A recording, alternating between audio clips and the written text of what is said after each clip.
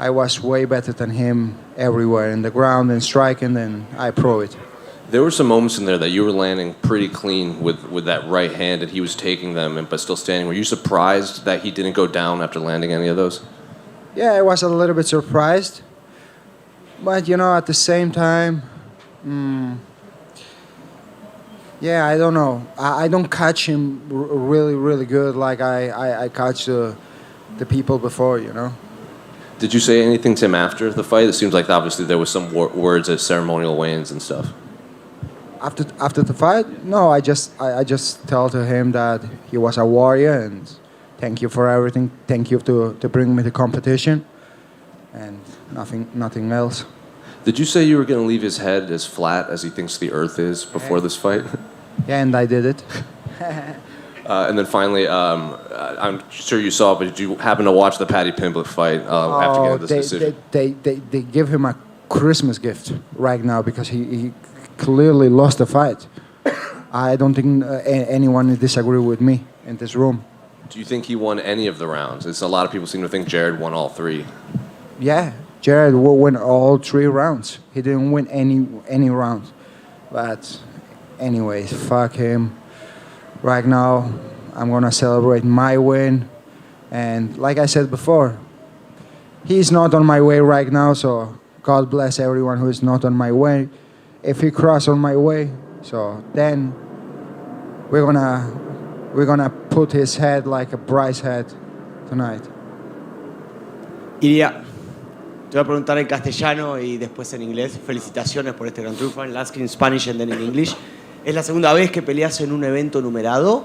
Quisiera que nos cuentes cuál es la vibra, cuál es la energía que se siente al entrar a un estadio en un pay-per-view. I'm asking Ilia to tell us, to share with us about the vibes to compete in a pay-per-view event. Es siempre lo mismo, ¿no? Cuando caminas dentro del octógono, yo personalmente, a mí no me importa quién está alrededor. Siempre tengo el famoso tunnel vision.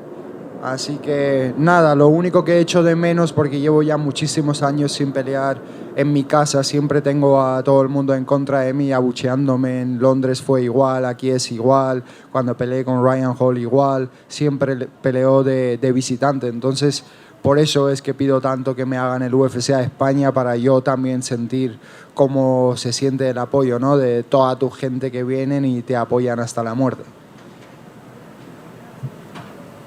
Ilia over here.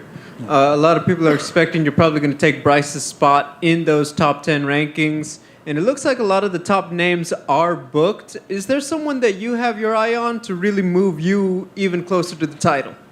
Yeah, of course. I would love to fight next for the title, but I know that the champ is going up to lightweight division, so I want to fight with Brian Ortega, with T-City, and it will be amazing if it's going to happen in Madrid City. So we'll see what's going to happen. Right now, I want to celebrate the win with my team, enjoy it, and we'll see what's going to happen in the future. Thank you. Ilia, right, one more. Has the UFC ever spoken to you about having an event in Spain? It seems like you when you bring this up, you might know something we don't. Yeah, once I asked to Dana, and he told me that when I will be in the top 5, probably they will bring the UFC to Spain. So I'm not yet in top 5, so we'll see what's going to happen. Just one final one on Paddy. Were you, when he called you a mongrel at the press conference, a lot of people seem to get upset. Did that really offend you when he was calling you that? He called me what? A mongrel. No, I didn't listen to him. Y felicidades con el triunfo.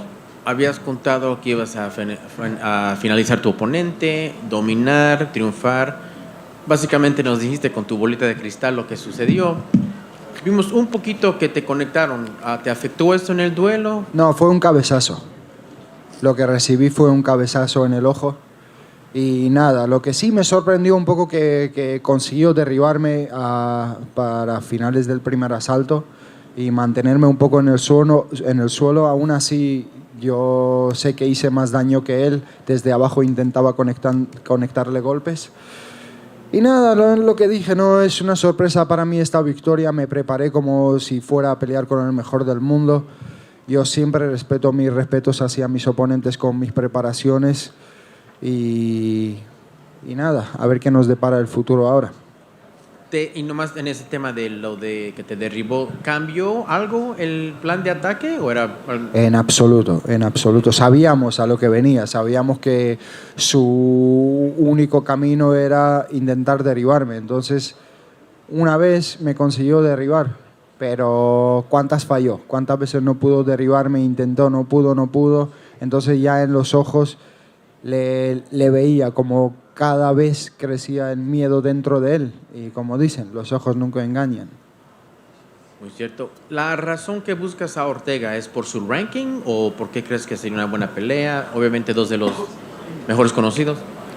Porque es un buen hombre dentro de la división. No se me ocurren muchos como él ahora mismo dentro de la división. La división, la verdad que apesta, no hay casi nadie. Todos los que son ya... No hay carne nueva, ¿sabes lo que te quiero decir? No hay nadie que despierte esa emoción dentro de mí que diga, wow, quiero pelear con él. El único así un poco es Brian Ortega, que sé que después de ganarle ya voy a obtener esa pelea por el título claramente delante de todos. Y aparte, si la pelea con Brian Ortega sucediera en España, pues seríamos los dos de habla hispana y sería un buen show para todos los fanáticos. Y vamos a ver, yo lo que te digo, mi objetivo ahora mismo es que suceda el UFC en España. Aparte, como habrán escuchado, el acuerdo de la UFC con la liga, así que todo va encaminado hacia que suceda lo que yo tenía en mi mente hace muchos años. Muy bien, man. Y finalmente para mí, si puedes un pronóstico. Obviamente estudias a tus oponentes, los tienes en tu mira. ¿Quién crees que gane cuando el título interino esté en febrero por juego con y con Rodríguez? Yo creo que Josh Emmett. Yo creo que va a llevar la pelea al suelo y de pie va a boxear, se va a cerrar bien.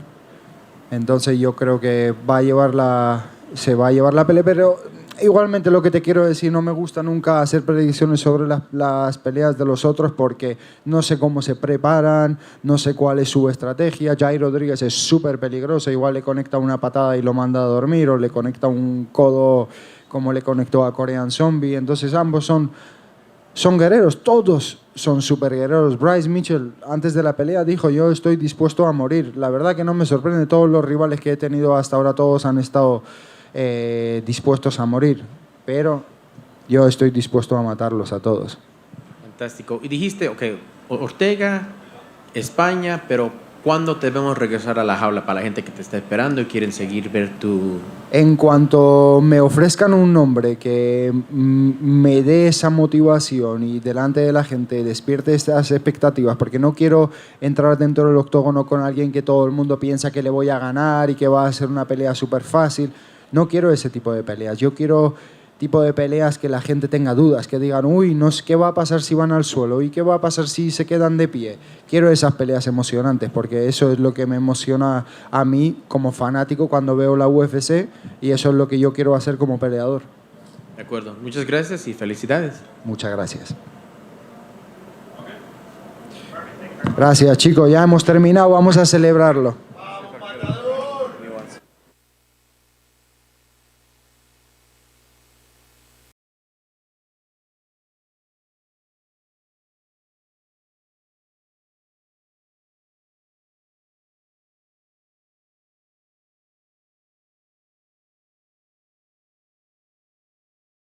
Night was Till and Duplessis, and performance of the night, since it's the holidays and I'm in a good mood, I gave everybody who got to finish $50,000. So there's a lot of them. All right, so you're in a good mood. I mean, I don't know that everybody is right now. Kind of a wild ending, right? I guess give us your thoughts on the main event. What are you going to do? I think the main event was terrible. What are you going to do? What about the scoring of it itself? We've seen this. This is nothing new. It's like the Paddy Pimblett fight. It's like Gordon had a horrible game plan going into that third round. You think you won the first 2 rounds with the judges? I mean, how do you know that? Why go in there and throw away the third round and not go in and fight your ass off and try to win? If you think you know who won what round or whatever, you're crazy. I've been doing this for 23 years. I have no fucking idea what those guys are going to do or what they're going to say. So, yeah. Did you have anybody winning in the main event? Did you have it? I don't even know. I started to zone out after like fucking 3 rounds. So, I heard that Ankalaev is upset and whatever. What do you want me to do? You got beat up the first 2 rounds and you took him to the ground. You started. What are you going to do? Well, I guess the question is, what do you do now, right? I mean, vacant title, a split. You do Glover versus Jamal Hill in Brazil for the vacant title. Is that done? Done. Thanks for breaking some news there. Yeah, you're welcome. That's what I do. And then, oh yeah, you're always so giving, Yeah. especially on fight night. That's I know you me. love matchmaking on fight night. It's Christmas. And I guess I did want to ask you about what you thought about the Paddy Pimblett score as well, but there's a lot of kind of going back and forth on that one as well. The same thing. You know what I mean? I thought that Jared Gordon's game plan in the third round was horrible. He felt like he had the first 2 rounds, and he went in and pushed him against the fence. And I got to go after the ref too. A big fight, co-main event, third round, crowd's going crazy, and you're going to let him stand against the fence the entire fight. But these are these things that happen. What are you going to do? Horrible game plan by Gordon. The ref let it happen, and he threw the fight away. He was doing great in that fight. He should have fought the third round. Last thing for me, you made a trip into the cage after Santiago Ponzinibbio and Alex Morono. Don't typically do that after every fight, so just want to know kind of what the message was there. Yeah, I just had so much respect for him. He took the fight on short notice, was winning the fight going into the third round. He rocked Ponzinibbio, and then now on the flip side, Ponzinibbio's corner that round said, this is corner work. You just lost the first 2 rounds. You have to go in there and finish him. And Ponzinibbio went in there, got rocked, and then, kept it together and ends up finishing the fight. And Morono fought like a stud. Not to mention the fact, too, that Ponzinibbio was expecting to fight a southpaw, older guy who's been in some wars, and he ends up in there with this young savage who, can crack. So just have nothing but respect for both guys. And, we give Morono his win money, too. Yeah, you're in a good mood. Yeah, I'm raining tonight. Raining. Is that it? I'm done? No, not quite yet. Dana, what do you do with Darren Till at the moment? Obviously, he's gone through a bad streak, and tonight he had his moments, but he ended up losing again. I'm curious, what do you see as his future? I mean, that's the fight of the night. I don't think his stock drops at all. If he would have went out there and got destroyed in the first round, like it looked like it was going to happen, but he did the exact opposite. He weathered that storm, stayed out of submissions, and then he comes back, and you think he's going to win the fight.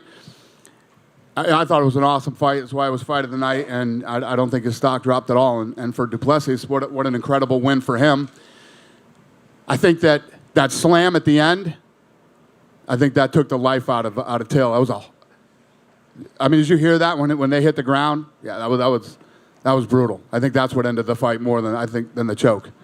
Obviously, this is the last pay-per-view of the year. I'm curious, if you look back at 2022, what do you think of it and how the company's done? It was awesome. I mean, 29 consecutive sellouts, and all the fights this year have been incredible, right up until the main event tonight. But it's been an awesome year. Darren, what did you make of Raul Rosas' performance? A lot was made of him being obviously 18. Jay Parent talked a lot leading up to this, and it was a very impressive win by Raul. Listen, I say this all the time. UFC jitters are absolutely real. It happens to all the guys. I don't care how good you are, how confident you are, all that stuff. It's a real thing, and he overcame it tonight at a very young age.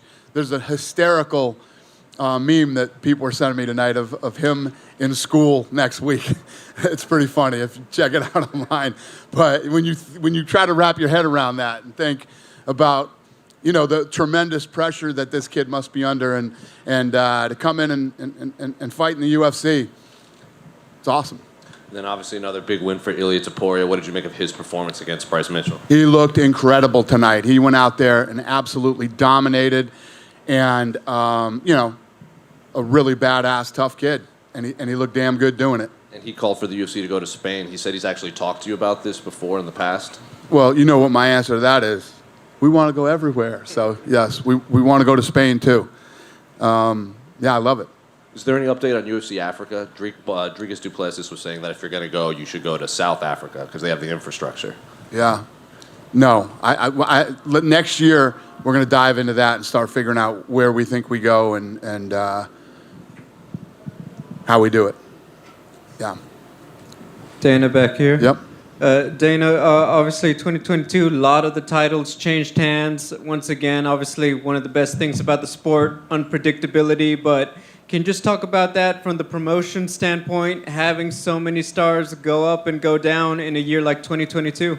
Well, I think you answered your own question. I think that it's what makes the sport so awesome is that you have no idea how a fight is going to turn out. And, you know, there's so many different ways to win, so many different ways to lose. And it usually happens. It's you know, and if you have some dominant champs like Israel and Usman, and you know, they end up getting beat, especially the way they did this year. It's a crazy sport, man. It's so fun to watch. It's like the Till fight tonight. I mean, I don't know about you guys, but I was literally on the edge of my seat through that whole fight because it was so back and forth. And Till survived that first round. Then it looked like du Plessis was tired, and it's awesome. I don't even know what else to say other than it's the greatest combat sport in the world ever. Earlier this week, obviously the announcement about returning to London with a numbered event. Are things looking like they'll be finalized for Usman Edwards #3, or could we see a bit of a change up? Yeah, no, that's what we're aiming for. That's what we want. We're going to go to the O2, and yeah, that's it. And then my final question, just Edmund Shabazian, obviously got back in the win column after a rough stretch. Just what were your thoughts on that fight? He looked good tonight. He looked good. Came in and did what he had to do. Back was up against the wall, and he came out and won tonight. I love that kid. I'm happy for him. Happy holidays. You too, buddy. Dan, Hey, Dan. Yep. Can you just walk us through the process in making this Glover versus Hill fight? Obviously, this just happened. I know Glover was here. Was Hill here as well? Did you call him? What happened? We got out of the octagon. We're all bummed out in my green room in the back. And then Hunter and Mick started talking. Hunter had talked to somebody, and Mick had already talked to somebody. And they're like, what about doing this in Brazil? We'll turn it right around and do this thing in Brazil. And everybody started to cheer up a little bit and got a lot more fun back in the green room, yeah. So fair to say, like, verbal agreements for now, contracts haven't been signed yet? Yeah. Okay, perfect. And just wanted to get an update from you. We haven't heard you in this forum talking about the betting investigation that's going on. I know there's only so many things you can say, but is there any updates you can give us on what's going on currently? There's literally nothing I can say about that. You know, I did an interview the other day with Akamoto. It was probably the most I've said about this, and that doesn't come out till like next week. But you know, it is what it is. There's an investigation going on, and see how it plays out. How concerning is this for you about, like, kind of the integrity not only of this organization but as the sport as a whole? Zero. I'm not worried about it at all. You know, people ask me, well, what were they talking about? Somebody was saying, well, what's the UFC going to do? We let these guys know not to bet on fights. Do you know what the outcome of this is? Like, if I penalize them, you get cut. They're going to go to fucking federal prison. Federal fucking prison. If you're that fucking stupid and somebody else wants to do it, knock yourself out. There's not enough money in it to ruin your life and not go to jail. Go to federal prison. What other question do you have? I was just going to ask if there's a timeline on when maybe this could be wrapped up. Or How the fuck would I know? There's an investigation going on. You think the people that are investigating call me and keep me in the loop on this? I'm not sure what you're being told. That's why I asked. Why would they tell me? There's an investigation going on a fight that's being fixed. Why would they tell me anything? I know as much as you know. Fair enough. Thank you, Dana. You're welcome. Hey, Dana. On a lighter note, Ilia Topuria, he's got bad blood with Paddy the Batty Pimblett. 2 times in a row, they've shared pay-per-view cards. During the press conference, they feuded. Just curious, do you have interest in booking them down the line, that matchup, Paddy and Ilia? I don't know. I mean, we'll see what happens. It's not anything that we're looking at right now. I mean, the way he looked tonight, I mean, this kid, what is he right now, 14? He's, he after tonight, he breaks into the top 10. I'm sure that kid's looking at title. He wants the title, So he's working his way this way. Lastly, any update with booking a fight with Colby Covington or Jorge Masvidal, 2 top guys in the welterweight division? I have no idea. I'm not even thinking about that shit right now. Dana, don't you right? Yep. You spoke about the return to London. I know you guys were looking at a stadium show, and obviously you settled on the O2. How close was it to being finalised for a stadium? Well, we didn't settle on the O2. I mean, the O2 is our spot. That's where we go. That's, those guys have been amazing to us. The energy and the buzz inside that place is always, I tell everybody, if you want to go to a fight in London at the O2. It's unbelievable. People from the UK were saying, why don't you look at Cardiff? Why don't you do this? Why don't you check this place out? So I did. I looked at it. My number one big problem in England is your weather. Let's start there. Weather with an outdoor arena in February or March or whatever, it just fucking spells disaster, I think. And it just didn't work out. A lot of different things that factored in it not working out, but I'm very happy at the O2. I know, obviously, it's not a done fight yet, but Leon was kind of like, as soon as he won the title, it was like, Dana wants to do the stadium show. Do you think he would be happy fighting in the O2? And, obviously, he'd like to fight in a stadium, right? But for the reasons like you said, maybe it can't be done. No, it's not that it can't be done. It's like, when you talk about going to certain places, like, we did outdoors in Abu Dhabi. Odds are pretty good it's not going to rain. When you go to these other places, I'm such a freak about the live show, the live event, and fans being there, and anything that could affect the fight, whether it's rain or wind or, it's tough for me. Even in Abu Dhabi, that night that we did that, it was hot as hell outside in the middle of the night. That has an effect on the fight too. But if there's an outdoor fight, Abu Dhabi's probably the spot. And finally, what did you make of Raul Rosas' interview where he said he wants the $50,000 to buy his mum a minivan so he could take it to the PI? I love it. He got it. Congratulations. Minivan on the way. Thank you. You're welcome. Yeah. You're right. Another young fighter, Cameron Simon, opened up the card. I know that you were very high on him during the Contender Series. I just wanted your thoughts on him. I'm sorry. I zoned out there. What did you ask me? Cameron Simon, he opened up the card. You were very high on him during the Contender Series. I just wanted your thoughts on him. Yeah. No. You already said I like him. What more can I say about him?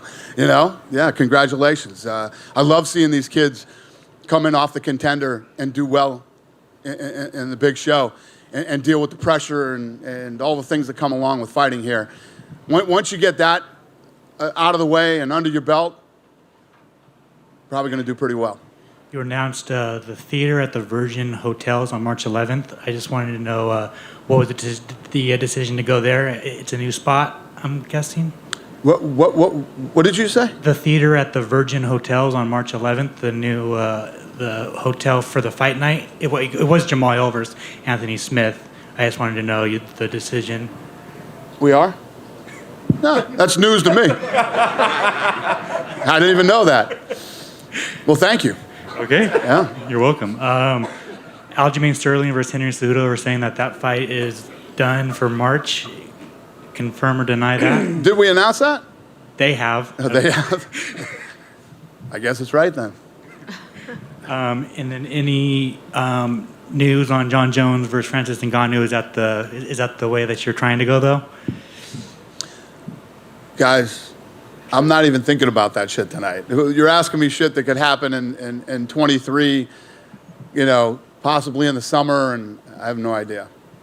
And then finally, you did say that you're trying to do Conor McGregor versus Michael Chandler. I never said that ever fucking once.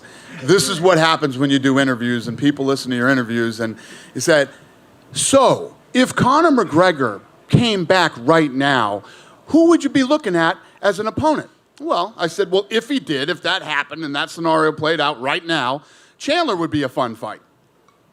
Never fucking once did I say we're doing Conor McGregor versus Chandler. I don't even know when Conor McGregor's coming back. And this is why I don't like to answer these kind of questions. Because some fucking idiot somewhere on the internet puts out that's what I said, and it's not even remotely close to what I said.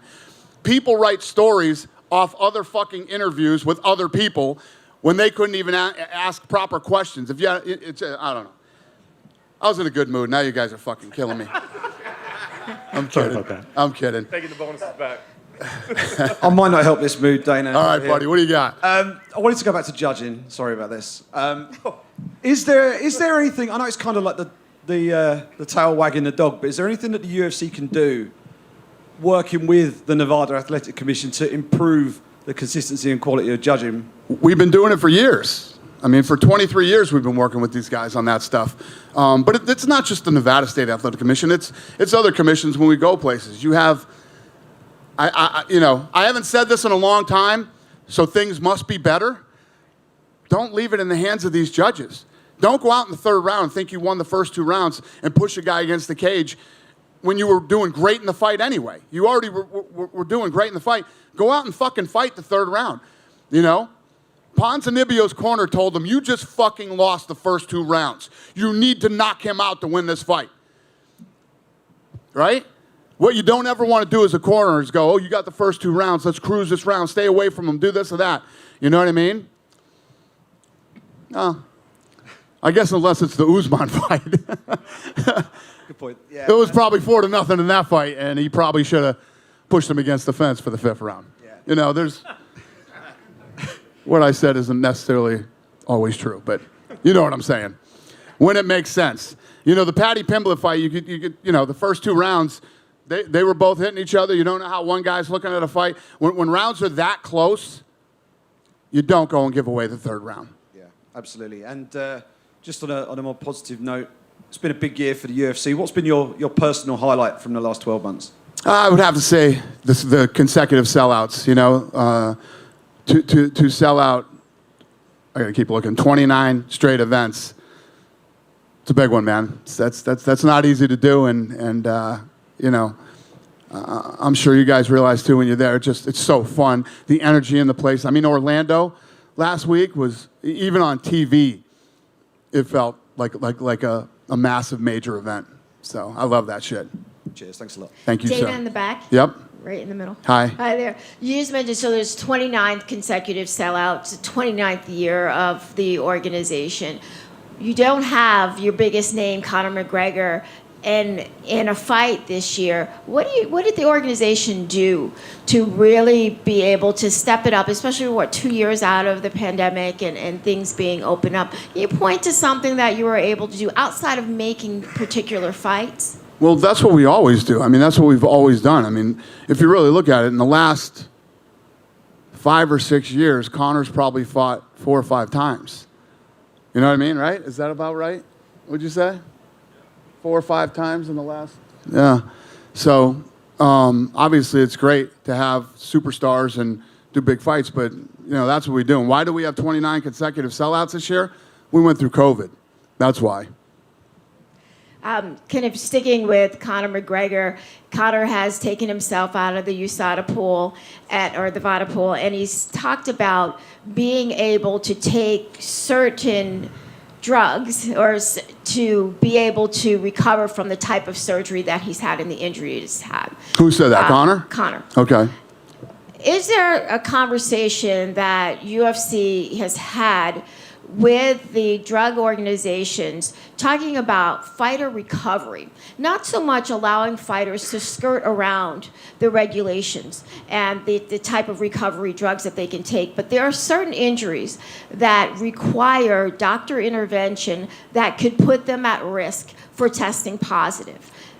Have you had this conversation internally and with USADA or VADA? Well, I think that the injury that you're talking about, that the only time that I've ever really seen that is breaking that shin bone. All the guys that have broken that shin bone have the same type of recovery. But as far as conversations that have happened, you'd have to ask Jeff Novinsky that. I don't get involved in the drug stuff anymore. I stay far away from the drug stuff. He's much smarter than me when it comes to that shit. So that's a question for him. Appreciate it. Merry Christmas. Merry Christmas to you too. Thank you. Dana. Yep. You said on Paddy Pimblett's podcast that you would like to. You plan on being in more places on the road for fight nights this year. Yeah. Do you know approximately what percentage of the fight nights will be on the road? I mean, if I really had my way and it works out the way that I hope it does, 100% of them will be on the road. Yeah. Okay. And I talked to DC last month in New York, and he was talking about trying to get wrestlers into the UFC. And I was wondering if you have ever thought about like partnering with USA Wrestling or anything like that to go to some of their tournaments after their tournaments? Yeah, I mean, wrestling's a massive part of this sport. And, when that whole thing went on a few years ago where they were trying to get rid of wrestling from the Olympics, we fought hard to make sure that didn't happen. But, I mean, we've had a relationship where we end up with a couple of up-and-coming wrestlers. I wouldn't say that we don't have a relationship with wrestling. We do. With the USA Wrestling organization? Years ago, it always was a no-brainer for me to have a relationship with USA Wrestling. They didn't want to have a relationship with us back in the day. So, I mean, I got nothing negative to say about them, but... Do you think with the way that you've built the UFC that they'd be more open to that now?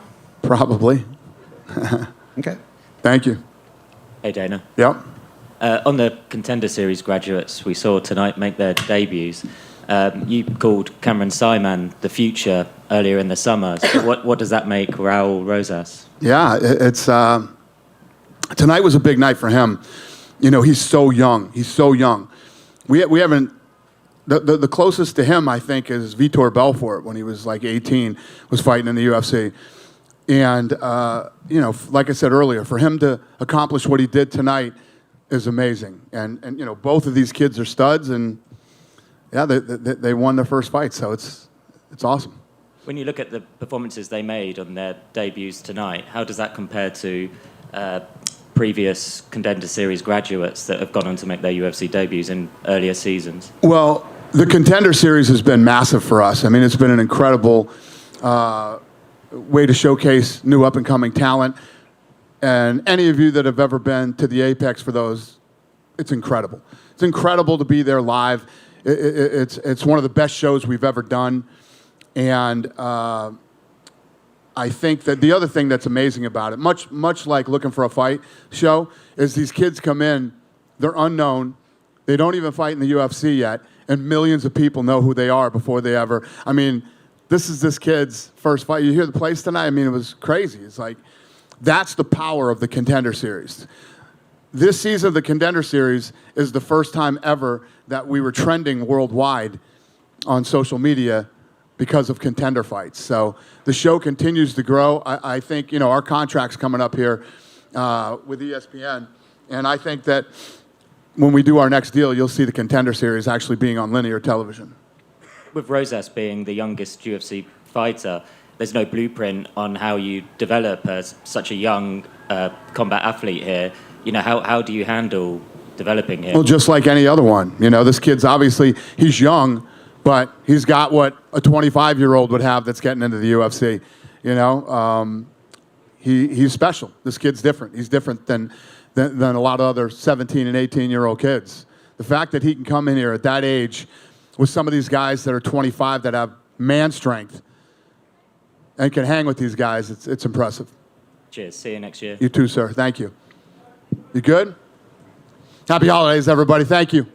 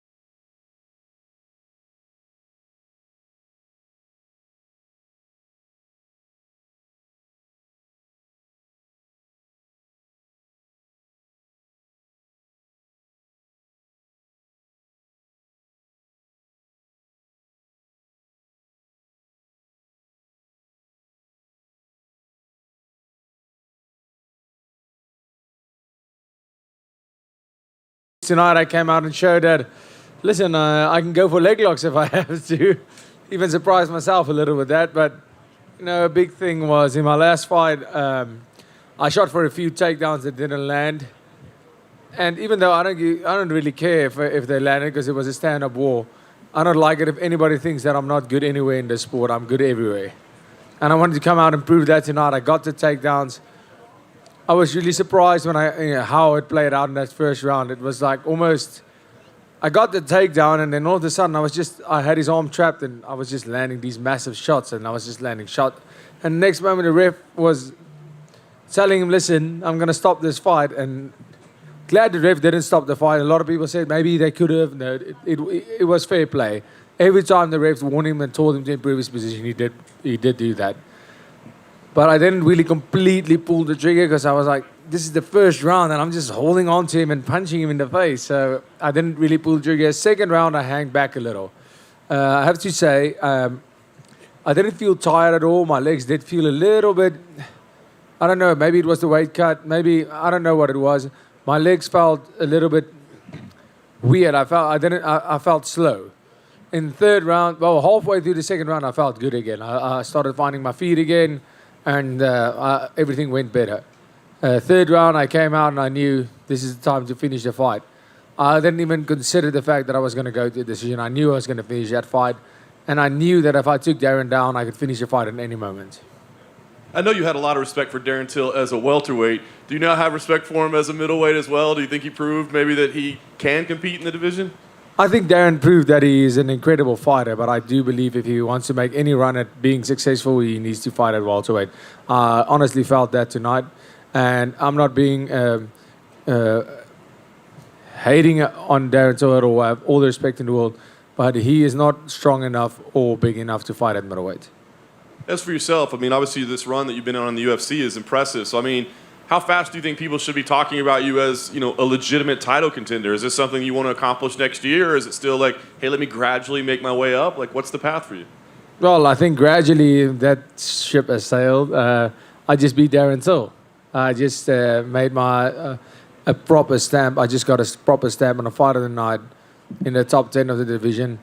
I said in my last fight that I will be in the top 10 before the end of the year. Here I am. And I'm telling you guys now, I'll be a title contender by the end of 2023.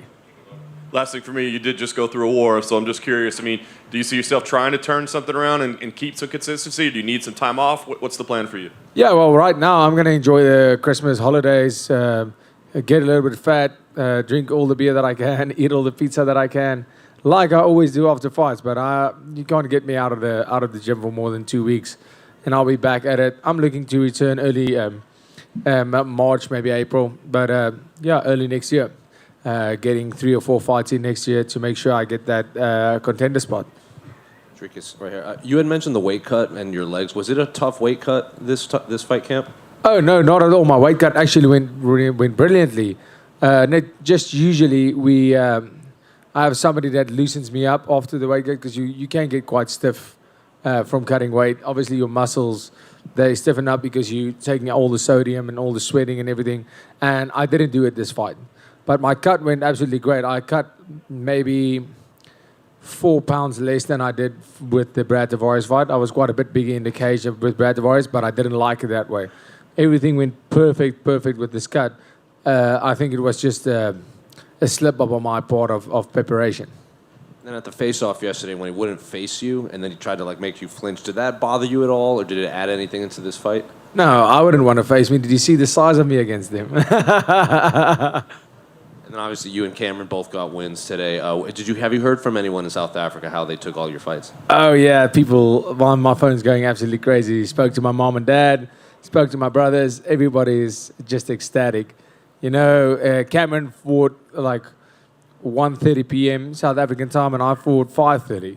So people stayed awake the whole night, and everybody's basically asleep now. But people were still going. My phone is going berserk, and people are absolutely raving.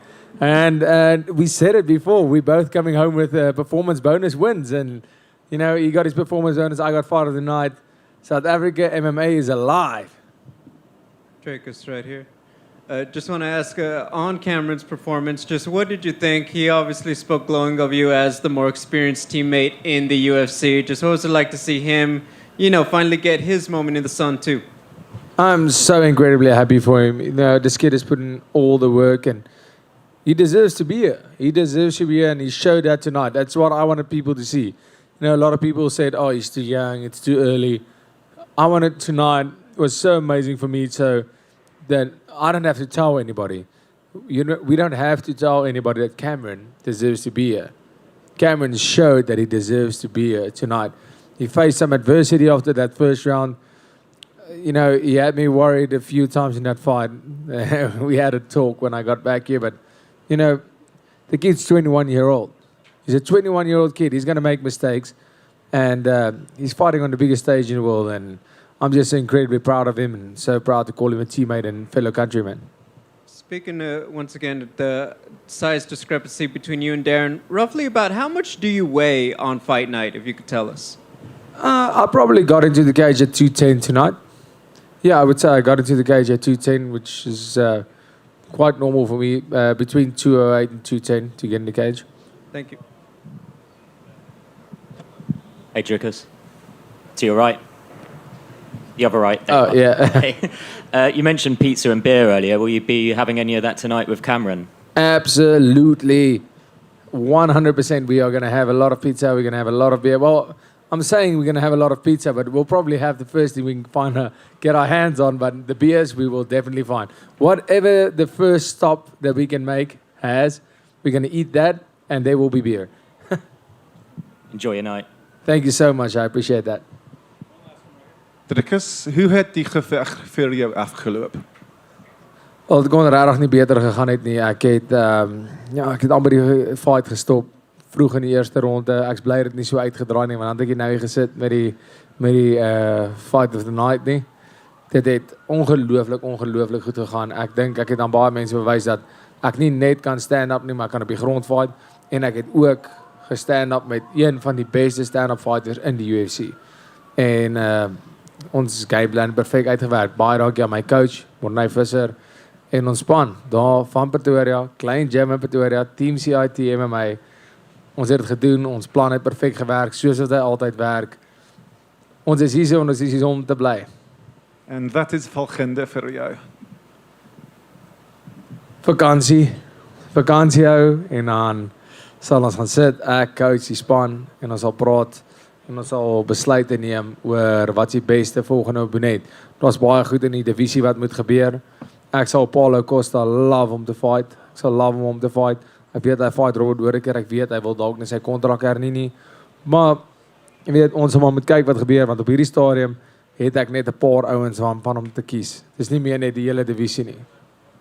To say that in English, what I did say is the most important part is I would love to fight Paulo Costa if that fight could ever happen, but I don't know at this stage if he's going to renew his contract. I don't know what he's busy with. It's just a fight I've always seen. He's a big guy. In the weight, he's considered the big guy. And I think he's somebody that's he flourishes of being the big guy. He'll see a big guy when he steps in there with me, and I would love that fight. But I know he's fighting Whittaker, and, right now I don't have a whole division to choose from anymore. My fights now, it's been limited to the top 10. Whew, that sounds good.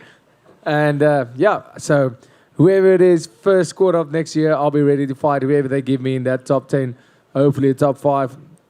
I just want to have these all the names I'm going to fight from now on are big, right? I guess that's how it works now. Baie geluk, my bro. Baie dankie. All good. Thank you so much, guys. I appreciate it. Thanks for the year. Thanks for everything.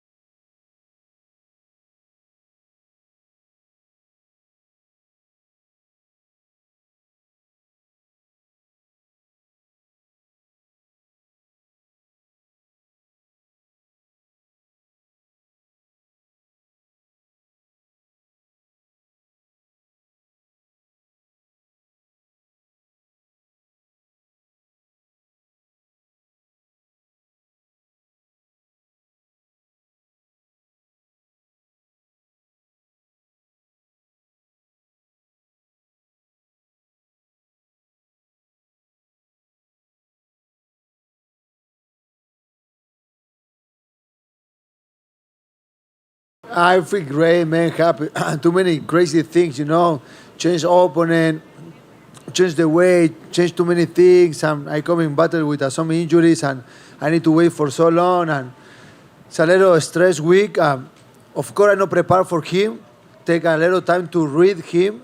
I'm also, I feel a little slippery, when I put my jab. I don't know if the people can see that, but sometimes when I put the jab, my foot is slippery, and they don't give me very good support to do my game, the in-out, and I need to process all the information in the first round. He take me a couple good punches, Thank God in the third round, my corner told me, man, probably we lose the 2 rounds.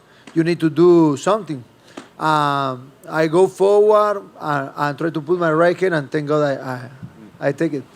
Given all you were dealing with, I know you said coming in, hey, I'm a fighter, we fight. But, I mean, was there ever any discussion of, like, maybe we shouldn't do this? We have the losses, and now we're changing opponent and style and everything. Did you ever think, like, maybe we just shouldn't fight?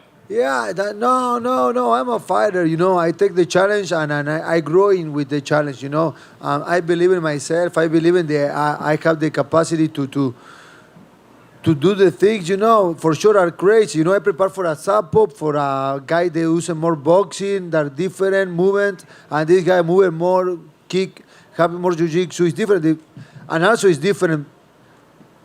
If you talk about the names, of course, Lawler is bigger name, is a legend. But if you take the momentum, this kid have better momentum. He won 8 the last 10 fights in UFC, 4 in a row.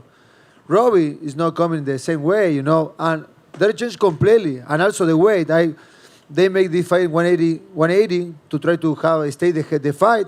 When they told me that, I already 180, I'm a light. But yeah, I believe more in myself. I believe I'm big heart. I have the capacity to do the things, and I prove to myself one more time that I can do that. I know Alex was a little frustrated with the stoppage, but from your point of view, did you think the stoppage was good? Brother, in front him, I put the right hand. I saw him move bad. I put the other right hand. He fall in front of me, and I have 2 more bombs to give him. If the referee no stop, I'm gonna put the right hand on the cross. I'm probably gonna injure him more. Yeah, I think they're doing the good thing. He maybe protect the self. Okay, no, but he not protect the self, and I'm ready to continue hurt him. I don't want, but if the referee no go in the middle, I'm gonna do. Well, obviously, congratulations. I guess what's the next move for you? Last thing for me. What's the next fight for you? Brother, I don't know, man. This kid coming very well. 8 victories in 10 fights in UFC is not everyone, I think I proved to the world again that I can stay with the top 10. I try to take any challenge there. I have a lot of exciting fights, and also my last 2 fights are a split decision. A lot of people think that I won both fights. Are close, but I can win. And if they give me these 2 fights, I 11-1 in my last 12-2. Okay, I have 2 split decisions, but still my job is good inside to the cage, and we will see what happens. Maybe top 10.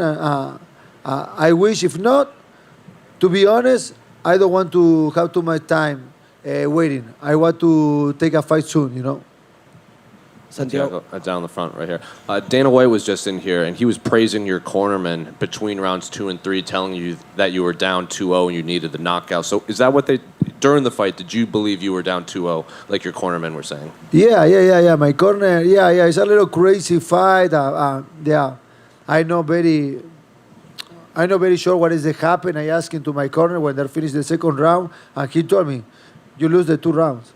And I go, say, okay, let's go try to finish, and I take my right hand, and that's it. And unrelated, on Friday during the weigh-ins, were you sweating the Argentina game? Yeah, man, a lot. I enjoy a lot the World Cup. I love soccer. I'm super happy with the victory in Argentina. And we continue with the party today, and we're ready for Tuesday. It's not easy game with Croatia, but I believe Messi, and I believe the team. Santiago, felicitaciones, hermano. Gracias. Please share with us your emotion when you just made the knockout, that release you felt. Yeah, man, because my last 2 fights are a split decision, brother. I don't want to go to the judge again. I don't know what is to happen. And also, my coach told me, you lost the 2 rounds. Maybe are close. I don't know. I need to watch the fight. I don't remember very well. It's crazy fight.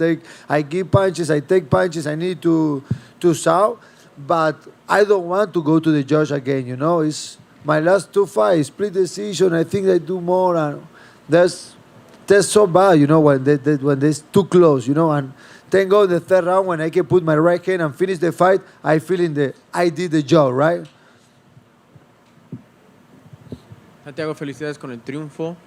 Si nos puedes contar un poquito la énfasis en el tercer asalto, posiblemente ibas perdiendo, ganando, no importa, pero que sabías necesitabas el knockout para ganar la pelea o someter a tu oponente. Eso, bueno, fue lo que me dijo mi esquina, Catel Cubis. Él me dijo, mira, estás perdiendo 2 asaltos y fue una manera también de ponerme presión y fue lo que él me dijo después. Yo sabía que tenía que decirte algo para que vos saques algo más de vos. Yo sé que tenías más para dar y bueno, nada, al sentir eso es como que te ves contra la espada y la pared, ya la pelea se está perdiendo, entonces creo que ahí entra el corazón y la actitud, que eso lo tengo, yo siempre digo, eso lo tengo dentro mío, viene de fábrica y fue el momento que dije, voy a ir para adelante, voy a salir a meter las manos, pero si la voy a perder va a ser dejándolo todo. Y bueno, conecté una buena derecha por suerte. Y si me puedes contar sobre el knockout, porque el golpe que conectaste fue casi perfecto, exactamente en el lugar de la cabeza para poder casi noquearlo con ese golpe, aparte los que pudiste conectar. ¿Cómo viste eso o cuál fue la estrategia durante la pelea que pudiste encontrar ese momento perfecto? Estaba buscando la mano derecha, la esquina me la estaba pidiendo, como estaba patinándome un poco cada vez que metía el jab, me estaba costando volver con la mano derecha y bueno, y en el tercer round salí, metí, creo que fue un golpe al cuerpo y solté la derecha fuerte, conecta en la quijada, le veo la cara, veo que la cara se le tuerce, lo vi muy lastimado, repito la mano, esa pega más o menos a la altura de la 100 y cae. Y cuando cae, le voy a conectar otra y el juez ya la para, pero es lo que dije anteriormente, si la pelea seguía, yo tenía una mano derecha y un cruzado de izquierda, él estando en el piso lo iba a lastimar mucho. Sí, y te vimos bastante lleno de emoción. ¿Qué fue eso? Empezaste a patear la jaula, gritarle a la gente, voy a hablar con Dana. Cuéntame sobre ese momento tan espectacular y lleno de alegría y... Adrenalina, alegría, creo que todo lo que venía pasando, ¿no? Porque mis últimas 2 peleas, split decision, 2 peleas que pensé que las gané, que si las hubiera ganado estaría probablemente cerca del título porque estaría con un récord de 10 victorias y 1 derrota, con la de hoy 11 victorias y 1 derrota, pero infelizmente esas 2 peleas se escaparon por poco, con 2 atletas muy duros, pero necesitaba eso, tener la sensación de finalizar un oponente más, de volver al knockout. Yo sé que tengo ese poder, pero la verdad es que había vuelto desde mi enfermedad, que la pasé muy mal, no había tenido un knockout. Entonces fue lindo tener esa sensación, ¿no? De poder finalizar la pelea y sacar la adrenalina. Estaba con mucha adrenalina por todo lo que pasó, ¿no? Cambio de oponente, cambio de peso, lesiones, tiempo esperando para la pelea. La verdad que había muchas emociones adentro y bueno, y también el correr de la pelea que estaba siendo dura y bueno, poder terminarla así me dio mucha alegría. ¿Te interesa otra vez la pelea que la puedan programar de nuevo con Robbie Lawler o ya después de triunfo estás pensando en otra cosa? Si se da bien, está buena, creo que puede ser una pelea divertida, pero si no se da también, no es mi objetivo. O sea, mi objetivo es pelear con alguien del top 10, acercarme al título, después con alguien del top 5 y poder tener mi oportunidad por el título. Ese es mi objetivo, la verdad, mi objetivo principal. De acuerdo, y finalmente para mí, están viendo lo de la Copa Mundial, representaste a Argentina con tu mano en alta, un mensaje para tus fans ya que terminó el año y te siguen apoyando. Mandarle un abrazo grande a toda la gente que cree en mí, sin importar el país, mostrar este corazón latino, este corazón con entrega, y a toda la gente que cree en mí, les regalo esta victoria dejándolo todo, y bueno, vamos a esperar que ahora Argentina siga ganando partidos, a ver si somos campeón del mundo, que vengo con mucha expectativa. Gracias, Ben, y felicidades. Gracias a vos. Santiago, aquí. Acá, en mano de izquierda. ¿Cómo estás? Cuando te invitan este martes a mirar el partido, ¿te gusta traer bebidas o traer comida a la fiesta?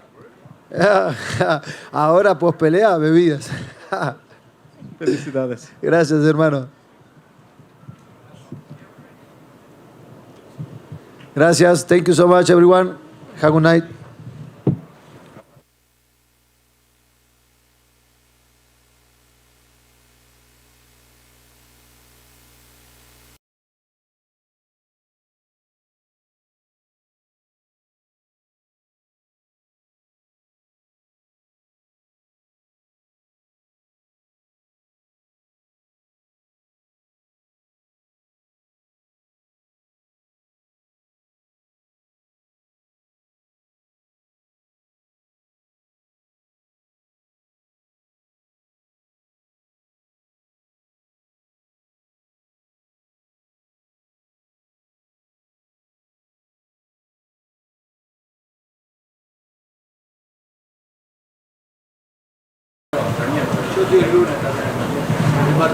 Well, Paddy, congratulations on the victory. A hard-fought one out there tonight. I guess first and foremost, can we get a health update? Do you know the status of the foot, the ankle right now?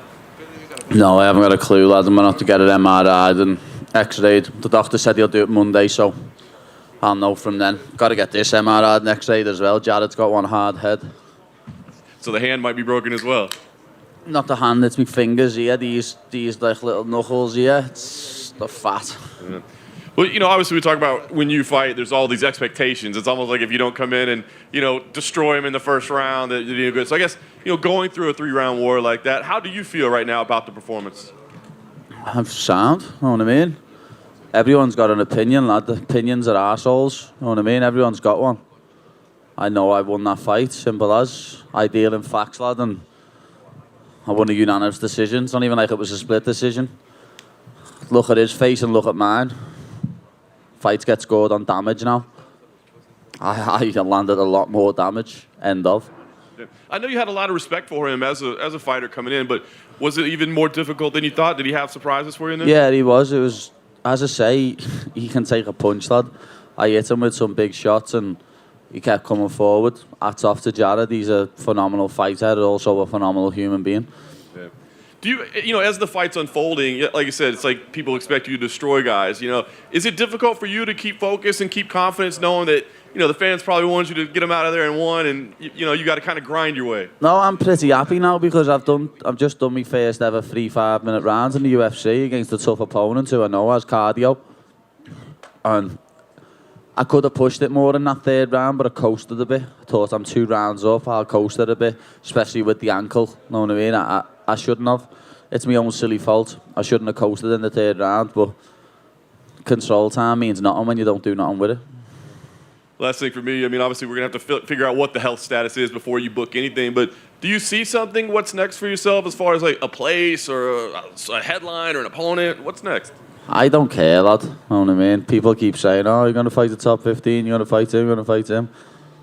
Everyone talks about me, lad. That's how they stay relevant. People mention me to stay relevant, lad. So I don't care. Whoever's name's on the contract next, I'll fight, but I've got to sort this ankle out first. Paddy, don't you right? Dana was in here and he said that he thinks that Jared's game plan going into the 3rd round was horrible. Do you think the same? Yeah. I compared it before to when Sean O'Malley hurt his ankle. He should have tried to stay standing with me because my ankle was pretty compromised in that 3rd round. I was worried about my ankle. So because of that, I think if he would have tried to strike with me a bit more, he would have caught me more because I couldn't move properly. My foot wasn't 100%. So I think if he would have stayed striking with me, he would have had a lot more success because my mobility was a little bit stuck, you know what I mean? I would have been stuck in the mud. When he started pushing me against the cage, I was like, sound, let's chill, you know what I mean? And then I was landing more significant strikes with me back on the cage, you know what I mean? I think he landed 3 or 4 significant strikes in the 3rd round. I was landing knees to the body, knees to the face, little elbows, little punches. As I say, fighter scored on damage now, and look at his face and look at mine. And obviously, saying about the referee as well, Dana thinks, you know, you should have done a better job of breaking it up. There was a bit of inactivity against the fence. Were you ever like, look, he's not doing anything to me, like, you know, we need to separate it? No, as I said, my ankle was a bit compromised, lad. So when he was holding me there, I was like, sound, Jared, let's chill. You know what I mean? Let's just base off here because the more I separate, the more I have to put weight on my ankle and the more I have to end up worried about getting in a bad position with my foot because it was bad. Like as soon as I kicked him in the 1st round, I put my foot down and went, oh, what's happened there? And then I was thinking about my foot and where I was worrying about my foot, he left hooked me. I was like, oh, yeah, you're in a fight, Pad. Stop worrying about your foot. Let's focus on the fight at hand. Is it an injury that you've like had before? Do you kind of suspect what it is or do you not know? No, I don't know what I mean? I've had ankle injuries before, lad, know what I mean? But I feel like there's something in my ankle floating about. It's a bit weird, you know what I mean? I don't know what it is. I've got a splint on my ankle now. I'm getting it looked at on Monday. Hopefully it's not too bad and I can focus on fighting still, but I don't know. I'm hoping I don't need surgery. And obviously 4 wins in 4. You know, Christmas is on the horizon. I think you've got a holiday to Thailand, right, in January. Yeah. You know, how have you sum up this year, given this your co-main event, pay-per-view debut? Sound, innit? It's been a good year. 3-0, 2 finishes. I've just went a full 15 with a very tough opponent who, as I say, he comes to fight every time, lad, and he's got the cardio for 15 minutes, and I won by unanimous decision. That's all that matters. So I've had a brilliant year, an absolutely brilliant year, and long may they continue. Just one from Warren for you, sorry. Everyone makes a big deal about the diet outside of camp. Do you really not care what you're going to do from now between the next one? You know, everyone makes up you go almost to light heavyweight limit as you're eating a pizza there, I'm guessing it is? No, that's a cookie, that lad. Oh, cookie, yeah. Do you not care in between now? Do you just go do what you want? I don't give a flying fuck what anyone's got to say about me. I turn up on weight in shape. That's all that matters. Cheers, mate. Congrats. Paddy in the front right here. You said you when you coasted in round 3, were your coaches telling you that you had won the first 2 rounds, or did you feel it in there that you had won the first I knew 2? I'd won the first 2. People don't have to tell me, you know what I mean? But when I've looked at the stats after the fight, I think I won all 3. In the cage, I thought that he won the third, you know what I mean? And when it said 29-28, I was like, yeah, good decision. I won the first 2, he won the third. But then after looking back at the stats, 4 significant strikes in the third. Console time doesn't mean jack shit anymore, lad. You know what I mean? So immediately after you felt he had won round 3, but then in hindsight, you think you won all 3? Yeah. And did you say anything to him after? He seemed pretty upset and seemed to leave the octagon. No, I spoke to him in the back. He said to me, I thought I won. I was like, lad, you're one tough son of a bitch. You know what I mean? You took some shots there and kept walking forward. Everyone always thinks they won, lad. I've lost 2 5-round decision fights and I thought I won both. You know what I mean? It's that simple. But like I said, opinions are like arseholes. Everyone's got one. The fact is, I won by unanimous decision. Paddy done it. Obviously, you joked with Joe Rogan about did he pay for the interview. I'm curious, was there any part of you that regretted that thing happening this week with all the comments that you're getting on your Instagram and stuff like that? No, I don't give a fuck. I'm unapologetically myself, lad. I've had that bottled up for over a year where he talks shite. I've had all bots commenting on my page. I get on with it, lad. You know what I mean? One of them. Do you think that's an issue that you and Ariel could ever squash, or is that just going to be behind you? I don't give a fuck. You know what I mean? Fighters are more important. I worry about fighters. Hey, Paddy over here. Just out of curiosity, first time fighting in front of a full arena in the United States for the UFC. Just what was that experience? You know what you bring in the UK. What was it like to feel that knowing you're in a completely different country? I felt bad for Jared when he walked out and got booed, to be honest. I did. I felt bad for Jared because he's a nice, very nice man and he didn't deserve to get booed, but it just shows how good my fans are and what star power I've got. That walkout was spectacular. That's up there with the O2, you know what I mean, and the Echo Arena in Liverpool. That was special. Lovely walkout. I know you're going on vacation. If Jake Paul hits you up for that sparring session, are you still down, or what are your thoughts? Lad, I'm going to have to get my foot looked at before I do anything. That goes without saying, lad. Thank you. Paddy, Jared Gordon, was that do you think the toughest fighter that you've faced so far in your career? Yeah, probably. As I say, lad, he's one tough son of a bitch. The man's had a golf club put over his head and a baseball bat put over his head and hasn't went down. But I've hit him with some punches there. Like, I think at the end of the second, if I wouldn't have poked by accident, obviously, if I wouldn't have got in his eye, I think I would have finished him there because I had him rocked. But it's one of them, lad. You know what I mean? I'm glad I've done a full 15 in the UFC against another athlete that I know can go 15 minutes easy. And I know for a fact that I won the fight. So, as I say, I deal in facts. And how was fight week for you this week without having Molly alongside you? The last few UFC fights for you, the pair of you have been on the same card. Has it been slightly different dynamic? Is it not the same having Molly there with you? Fight's a fight, lad. We turn off to scrap. You know what I mean?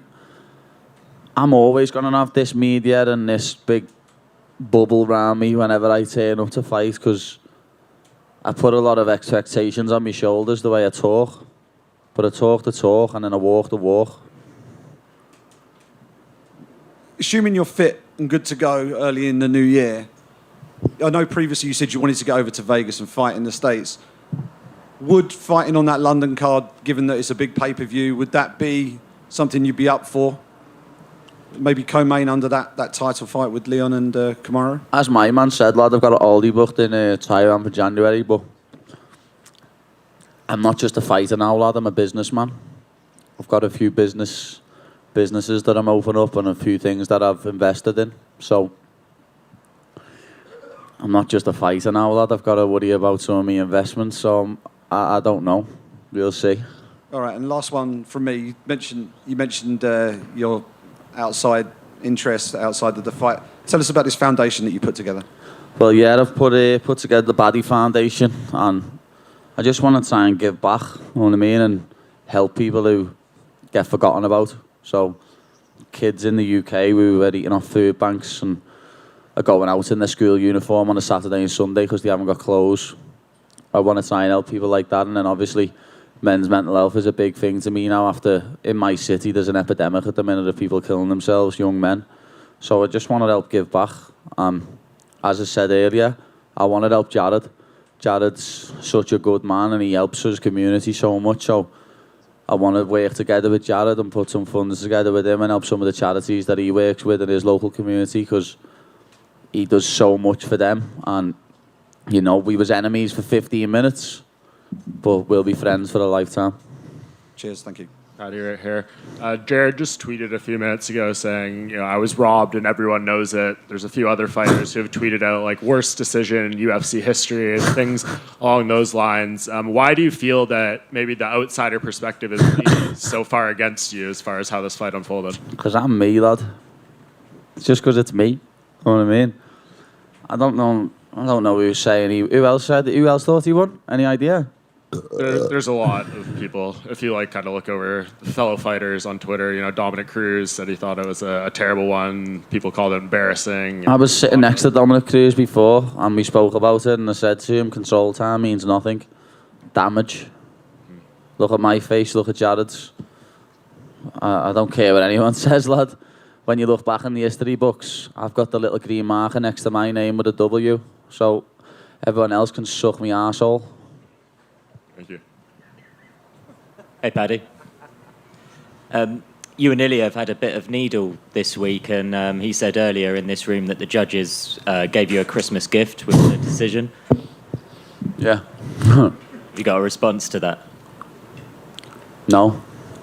Hand sanitizer, boy, can keep using my name for some publicity as he wants. Is the best way for this war of words with him to be buried with a fight between you both in the future at some point? It could happen, you know what I mean? He looked good tonight. Give him his due. He looked good tonight, he did. Bryce did rock him though in the second round. And I am a lot bigger than both of them. You know what I mean? So that could happen in the future, but as I say, I don't know when I'm going to be fighting now. I've got to get this ankle looked at. And if I was him, what?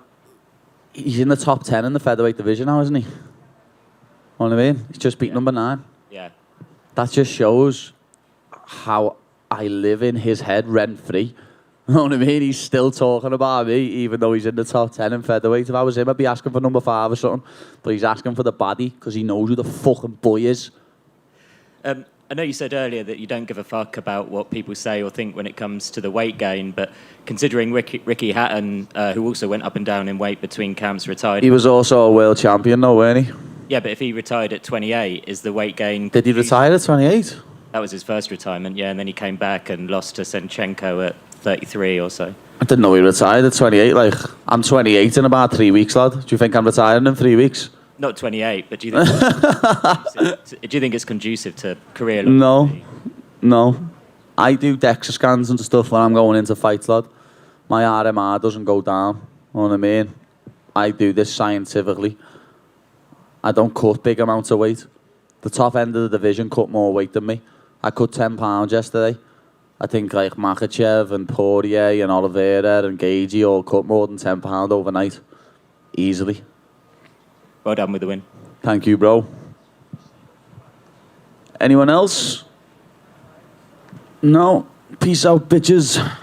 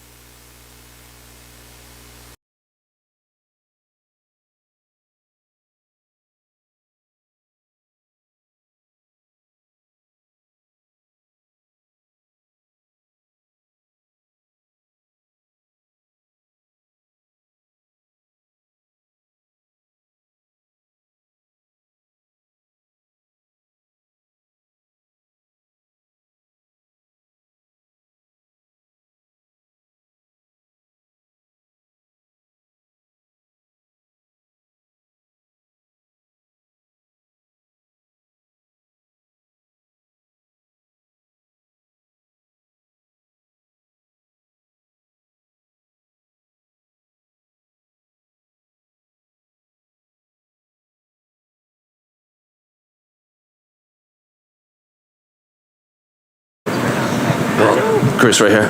First of all, congratulations on the victory. Leading into this fight, obviously, there was all the talk. It was like first person to shoot is a timid soul and this and that. So is it safe to say this is the type of fight you expected there against Joaquin Buckley? Yeah, man. Part of me was like, I wonder if he's really going to shoot. But at the end, I was like, meeting in the middle. He's like, yeah, let's go. I was like, oh, shit, this is happening. Like, all right. I didn't expect it to actually happen, but when it did, I was like, oh, this is great.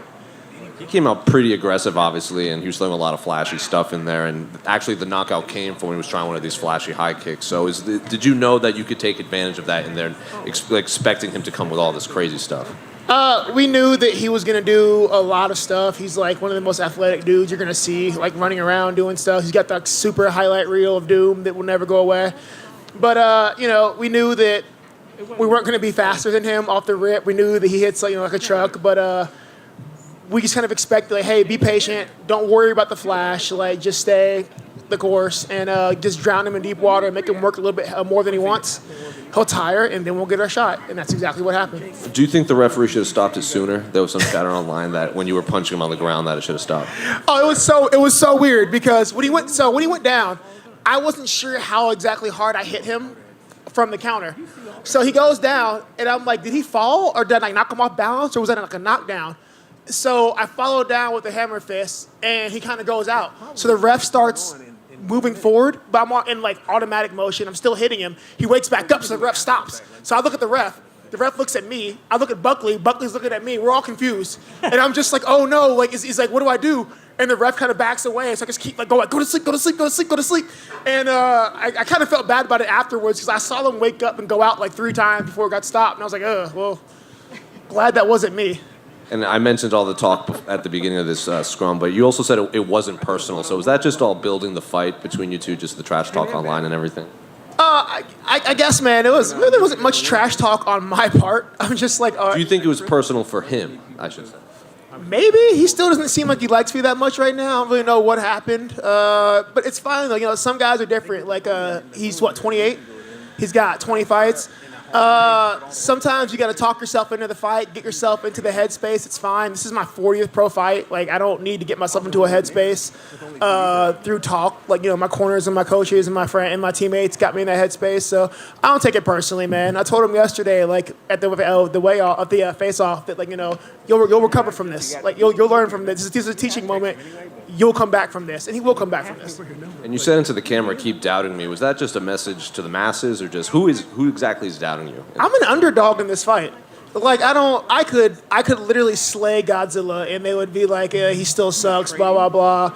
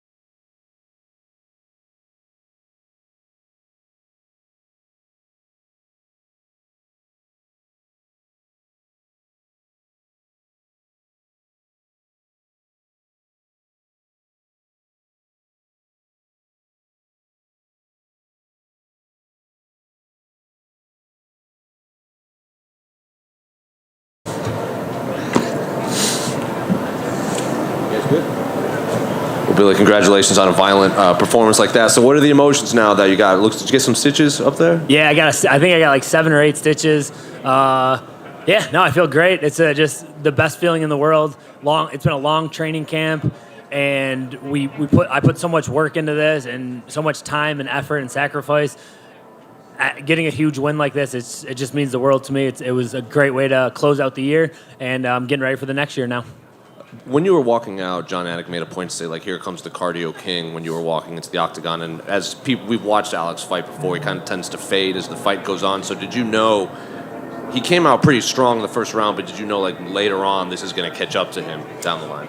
Yeah, I kind of had a feeling he was going to be super aggressive. He's super aggressive when he comes out. He has a bunch of wins by first round knockout. So I knew as long as I can match that pace and he doesn't do too much damage, that I could take over and start wearing him down and eventually break him.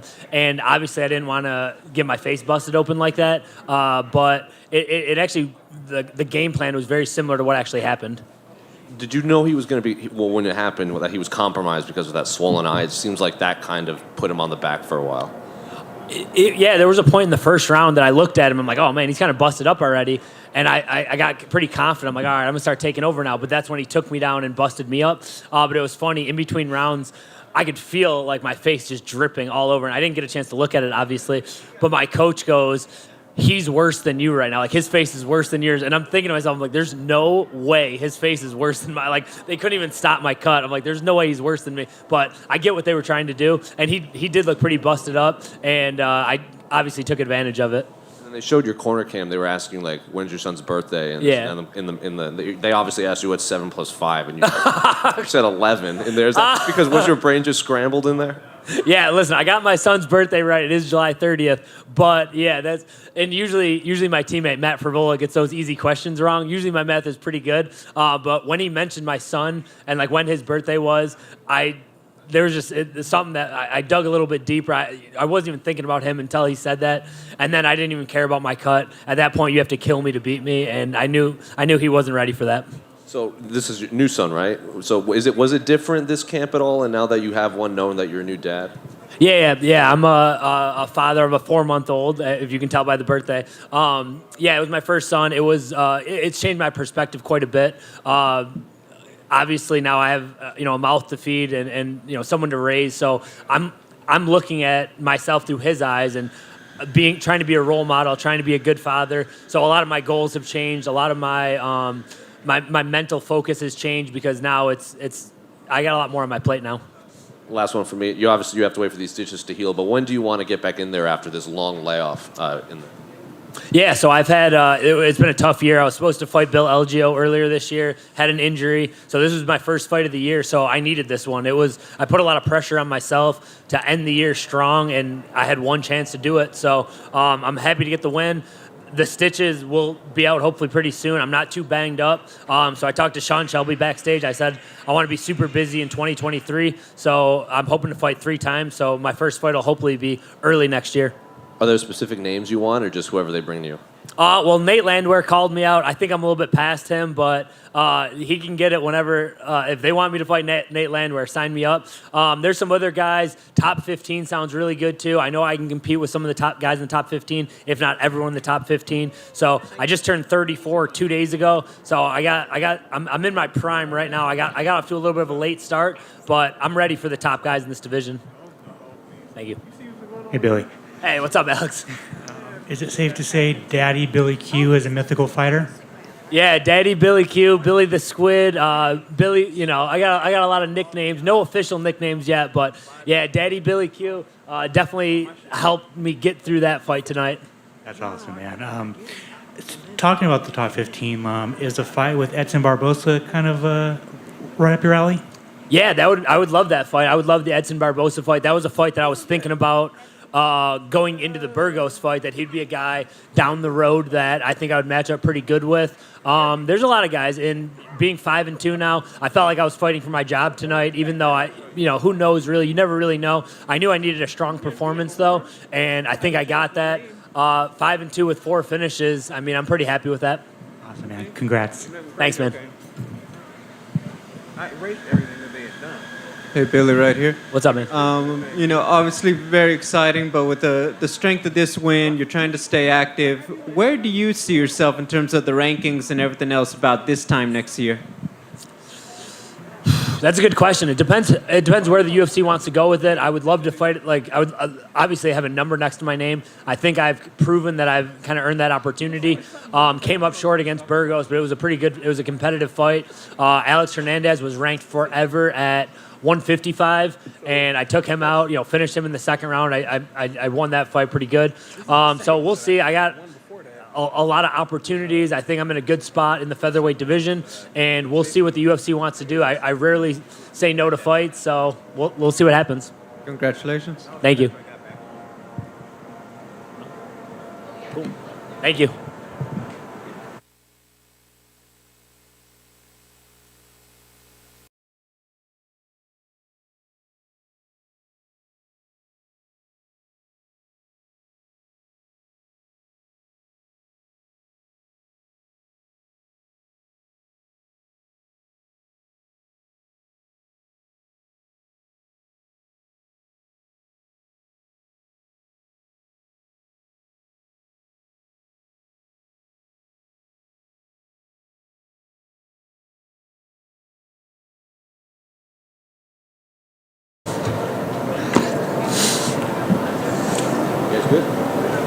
Well, Billy, congratulations on a violent performance like that. So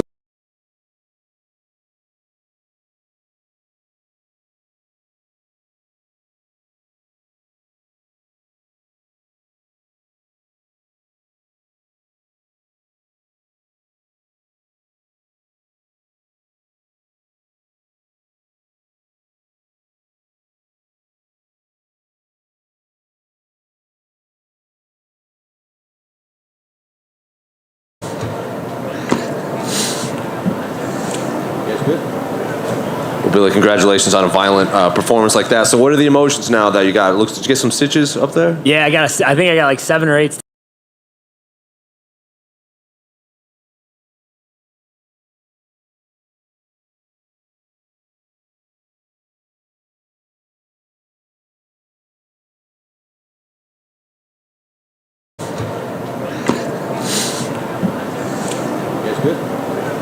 Well, Billy, congratulations on a violent performance like that. So what are the emotions now that you got? Did you get some stitches up there? Yeah, I got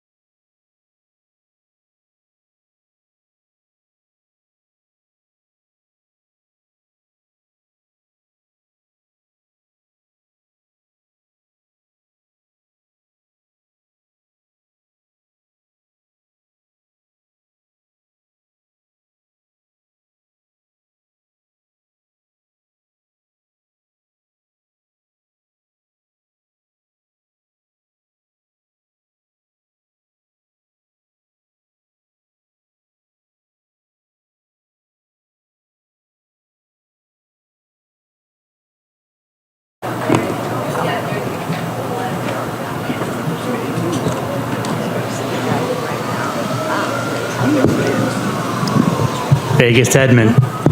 Yes, sir. Vegas Edmond. How are you feeling? Feeling good, man. It feels good to be back on the win column and end the year strong for sure. Talk about it, man. What are the emotions like, man? The comeback, new gym, new coach, new home. How are you feeling? Oh, it feels good, you know. I think definitely this time off has really helped me, you know, 13 months off, and I really try to go and improve myself mentally, physically, technically, everywhere in the game, you know, and I'm glad I took that time off and moving to Vegas, you know, working with my coaches, Coach Jason Manley, Coach Dewey Cooper, my brother Leon, the guys at Extreme, you know, coaches at Extreme. I appreciate all of them, and I'm just so thankful for everyone, the positive people around me, my family, friends. I couldn't do it without them. How does it feel to snap that 3-fight losing streak? Definitely feels good. You know, it's never good to be on a losing streak, but I'm glad to be back on the win column for sure. What was the game plan going into the fight? So the game plan was to, for the most part, keep it striking. He came out a little different from what we expected. You know, he switched his stance and was fighting a little more conservative than before, not going too reckless and wild. So I had to keep my distance and pick him apart from there, which I said what I was going to do. I was going to pick him apart, but he stayed a little more composed than I expected him to. And then by the second round, you know, the setups were coming. I was landing to his body, and then we picked it upstairs, and it landed. How did you feel about your performance? I'm pretty happy with it. Yeah, feels good to get a finish, and second round finish shows I can go second round too. You know, I've made the improvements, guys, so I can go. I can go all the rounds now. That was kind of what I was going to ask you. Is like, you know, it must feel good for you and your team, but how does it feel good to shut the doubters up that say that you have no gas tank, that you have no chin, that you're done? Like, how does it feel to shut them up? Yeah, you know, it's the people are always going to talk when you're on a losing streak, but you know, it is what it is. I'm glad to have finished it in round 2. Maybe not round 1, but round 2 is better for those people, for those doubters. You know, for them to see that and know that I could do that too. It was probably the longest layoff of your career. So how did it feel being in there? Felt great. Felt definitely great. I didn't really have any rust in there. I felt good. Had a solid warm up in the back, and yeah, just I believe having the positive people around you. You know, coaches around me. You know, they really hyped me up in the back, and I was ready to go in there to kill. You know. So what's next? You want to take some time off, or you want to get right back in there? I'm gonna enjoy Christmas, my favorite holiday, and then the New Year, and then we'll see. Definitely next year I'll try to be a little more active, you know, being that I took 13 months off. But that 13 months off wasn't just off. I was working and improving every day. So we'll see. Most likely trying to be active next year. Awesome. Congrats, man. Thank you, man. Appreciate it. And we're in the front right here. At the end of the first round, was that did he try to hit you after the bell? Is that what I saw? Yeah, I think he because he's a little reckless, so I don't know if he could control like his emotions or anger. So I don't think it was intentional, but he just blew up at the end. So also the low blow in the, Yeah. I think it was round 2. Were you just getting the broadcast made it seem like you were getting frustrated with the referee for allowing all this to happen? No, yeah, he kept landing, and then I'm like, bro, and then his corner was yelling. They're like, no, he didn't hit him. I'm like, what do you mean he hit me, bro? But I'm like, and then I see he was getting tired, and my corner's like, Edmund, don't. Sorry, they're like, don't let him rest. I'm like, oh shit, okay, I'm just say I'm okay. I'm gonna go and try to finish him.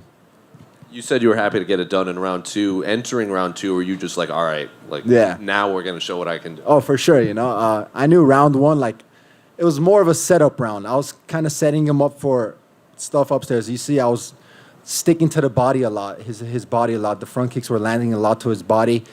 I tried a few upstairs. He blocked it nicely, but then towards the end of the second round, whenever I switched it up with the knee, it connected, and yeah, that was finished. Thank you, brother. Vegas Edmond. What's up, Shmo? 10 days ago, we were talking about pressure, and you had all this success, and then you had the 3-fight losing streak. Yeah. You had no pressure. You vowed Edmond 2.0. You delivered. At 25 years young, how do you keep the composure, and how did you right the ship, and you made it look so good? Yeah, you know, like I said, it's about having good people around you, positive people around you to keep you mentally focused and sharp. And I'm just thankful for my team again for being there for me and really helping me throughout that time off, working and improving. So having good people around you like that, you're going to go in there sharp. I didn't feel any type of rust or anything like that, and it feels good to be back. Edmund, congrats on the win. Thank you. Alex said, you had that layoff, coming back off the wins. But how key was it to have somebody like Cooper in your corner, who's been there with top guys boxing and MMA, to just really put everything together? Oh, yeah, Coach Dewey Cooper is a legend in the sport. So having a coach like him by my side, I'm so appreciative of him. And, yeah, also such a positive person around me. They hyped me up before the fight and throughout my whole camp, throughout that time I was working, Coach Dewey Cooper, Coach Jason Manley, my brother. I love them all, and yeah, it's the team of killers. Absolutely. And speaking of killers, you went just berserk on that finish. Walk me through, because it really seemed like you just went all out. Doesn't matter if there was 2 rounds left, 10 rounds left. You just went in on that. It's just like a 20-punch combination. Yeah. No, I hit him with a knee, and then I saw his eye, his body kind of he got rocked and everything. I hit him. I thought the ref was gonna stop it, but then he wasn't stopping. I'm like, okay. And I knew it was towards the end of the second round, I think, right? And I'm like, bro, I'm gonna just keep going. I'm gonna keep going. I know it's gonna be stopped because he's not gonna recover for that for sure. And turns out the ref, I think, didn't see it. He told me he didn't see the shot. That's why he didn't stop it earlier. But yeah, I'm glad I finished it with that combo. Excellent. And last for me, just a fun one. Shook ones by Mobb Deep. Why? Shout out to Dewey Cooper. He shook ones by Mobb Deep, He always walked out to Mobb Deep, so that was a tribute to Dewey Cooper. All right, my man. Congrats on the win. Thank you. Yes, sir. Vegas Edmund. Just a follow-up back here on Dewey Cooper. You changed camps, got new coaches. What was it about Dewey and his style that made you just decide to actually go with that team? Oh, just Dewey's a vibe. He's such a positive person and always works with anyone who really puts in the time with him. He'll dedicate his whole life to the sport, and he really will work with anybody to help them. And I'm just so thankful for him. He's such a good person, and I'm blessed to have him in my corner. Yeah. And one more quick one for you. Raul Rosas just won, and he's 20, and his goal is, or he's not even 20 yet, his goal is to become a champion by the time he's 20. So you, famously, when you came in, your goal is to become the youngest UFC champion. What advice would you give Raul to maybe temper expectations or climb slowly and such? Yeah, every division is different, but yeah, he's a talented kid for sure, and I'd say just take every day as a learning experience, work with as many people as you can and try to develop your skill every single day, Don't fall into your hype too much to think you could be invincible. You just got to always work and improve and just take as many, be a sponge. You have to be a sponge and literally learn from different coaches, different training partners, all that. That's the advice I'll give for sure. When you say don't fall into your hype, did you feel you did that for a while? I mean,